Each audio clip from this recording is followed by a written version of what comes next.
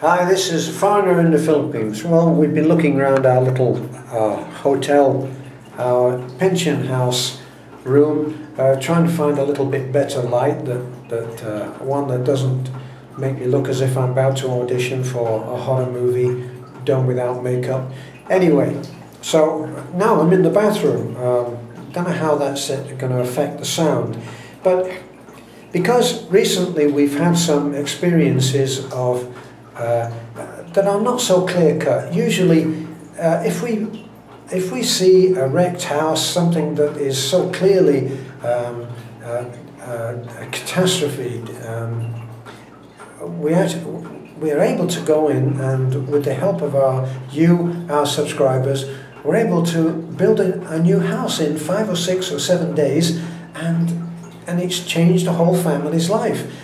Now, as soon as you start to do the other kind of help, where people show up at the house, and this is when people, with the best of intentions and just giving us their opinion, are likely to be the most judgmental. Now, don't forget that these people that we help are living in many ways totally without hope, and maybe you are one of those people who doesn't like the idea of church. For myself, I am known as a pagan by some, because I shouldn't keep saying that, by the way. But anyway, because I don't believe in a particular kind of way of thinking, of religion, of organized religion, because I'm not a Catholic or a born-again or an aspidestra or, I don't know, a cabbage or whatever, because I don't fit into a particular kind of category, then the judgmental thing starts to come in there, and I get written off as a non-believer. Whereas actually I'm very much involved in the church as we know it now, and as we've been portraying it. And the reason that I'm involved in that is because the church, as we know it, as Beth and her family, on both sides, there is Pastor Timio. Pastor Timio is married into another family. Beth and I have married into Beth's family, and the two families are intertwined, and they are very much involved in this church. And the church is much more than a church. It's everything around the church. Kids play.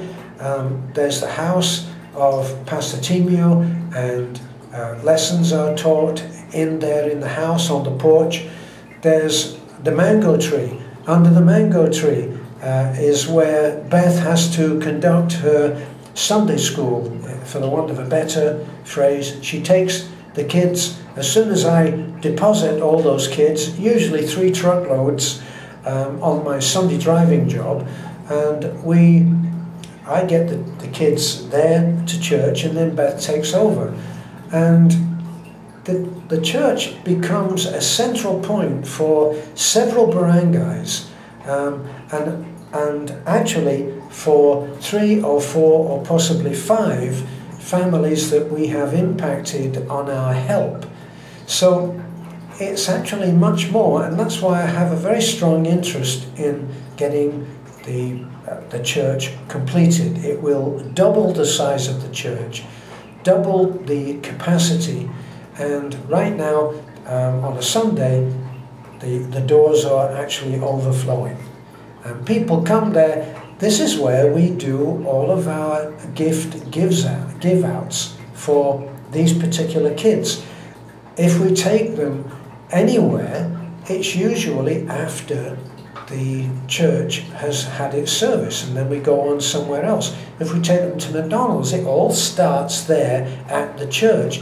This is why the church is, in a way, what the original idea or definition of a church was: a gathering of people. It wasn't anything to do with man-made rules and whether the people are wearing the right uniform and the right robes. and speaking in Latin. It's a kind of a gathering place where people spend time together in thought of a creator, in thought of a better way of living. However you want to describe it, that's what they're there for. And kids actually come to have some kind of a grounding in the stories, which are probably the greatest stories ever told.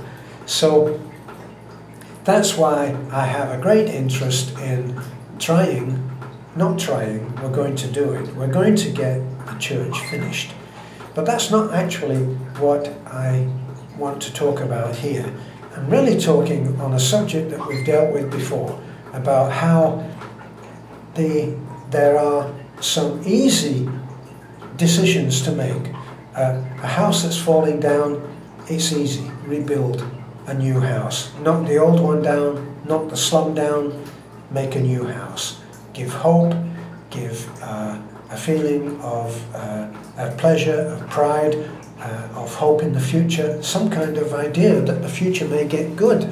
And that's what we try to do. And usually from that, we actually find that they want to be part of the community that exists within the bounds of the church. Now, the harder decisions to make are how to deal with requests for help, which come in various ways. We've had Don's wife Liselle came, and she wanted, can you just help us with some medication for an ailment that Don has? And what do? We're not saviors of the planet. We're not endless. We're not ATM machines, but we are trying to help. So we had to work out a way. Well, it's not endless, but we can pay enough. We can give you enough money that you'll be able to treat this condition for a month and hope to get some relief. So there's a way that we can help and have helped. Now, someone else actually volunteered. I think it was James. Was it James, Beth, on that education thing? Yeah, James. Right. So James agreed with Beth that 1,000 pesos that he was going to donate. Is that on a regular basis, Beth? Yeah, monthly. Yes. So monthly. Somebody came to us, once again, it's not an easy decision. Someone came to us, can you help? We need to get our teenage daughter to have an education. Wow, that strikes a bell with me. So here's someone who's not saying, I'm sick, can you help me? Which is as valid as any other request. I shouldn't say that so facetiously. It's no fun being sick. I know that myself now. I've got a terrible cough and a cold, sniffing and snot and everything. So, but this was about education. This is someone who is prepared to walk a couple of miles every day to school, and all that they're asking is a little money to buy lunch, pencils and notebooks. That can be as little as I don't know, what did we work it out? I've got to talk to the accountant now. What did we work it out that the allowance was on that, Beth? Wait, I'll calculate it. Well, a rough idea. Was it around 30 pesos? Yeah, it's around 45, I think, 45 pesos per day. So all that we're doing is, because of the kindness of our subscriber, James, we're able to give her 40 pesos a day. 40 pesos a day. It's not very much. It's not even $1. So she gets $1 a day, and with that $1 a day, she will have a modest meal, and she'll be able to buy pencils and notepaper, which they don't supply, of course. So these are the joyful, but very small, modest ways that we can help. Now, another lady came. She is pregnant. Suspend all judgment, please. Suspend all judgment. We're not in the West. there is no education. It's a heavily entrenched Roman Catholic religion, which does not agree on the mains with birth control. So people are doing whatever it is that they do to try not to have a child, the rhythm method, or what do I know about that? You know, but they're doing their best and often failing. So we now have this lady who came to us for help. She is going to have to move out of the house that she'd been staying in with her 2 children. And she is pregnant. I mean, she's heavily pregnant. And she's found a neighbor who has a little nipa hut. I mean, the traditional nipa hut, and which she's prepared to sell for 3,000 pesos. Well, who was the person who gifted for the nipa? Hugo. Yeah, Hugo. Yeah, so Hugo had just sent, was it over 4,000? Yeah, it's 4,900 something pesos. Right, so 4,900 pesos is what it converted to. 4,900 pesos. We're going to look at, and we'll be showing a video of this, but we'll be showing a very modest, absolute grassroots little nipa hut that this lady is more than happy to move into, because it will be her own house. Now that's going to cost 3,000 pesos. Now just imagine that Hugo has, in like one fell swoop, for this donation of 4,900 pesos, is going to buy a tiny house for a family of 3, soon to be 4. And with the 3,000, there'll be over nearly 2,000 pesos left.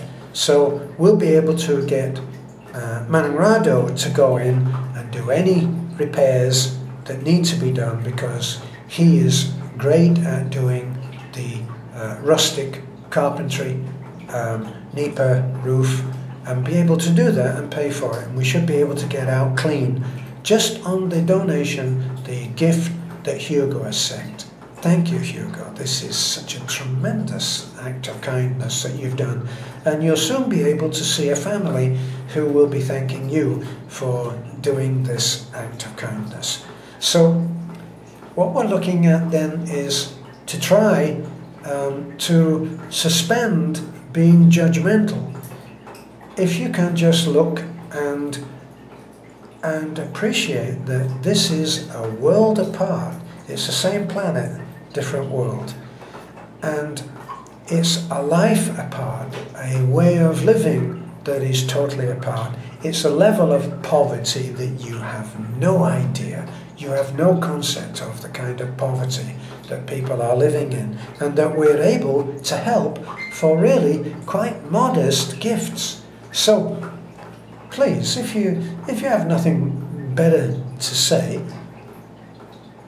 give it a thumbs up and move on to the next video. That's my suggestion. So thanks for looking in on this. It's mainly about the small acts of kindness that we're able to do with very little money. And that's been the main focus of this little chat. Thanks a lot. Hope you don't mind the video in the bathroom. And this is a foreigner living in the Philippines, and we're grateful to have had you with us. Bye for now.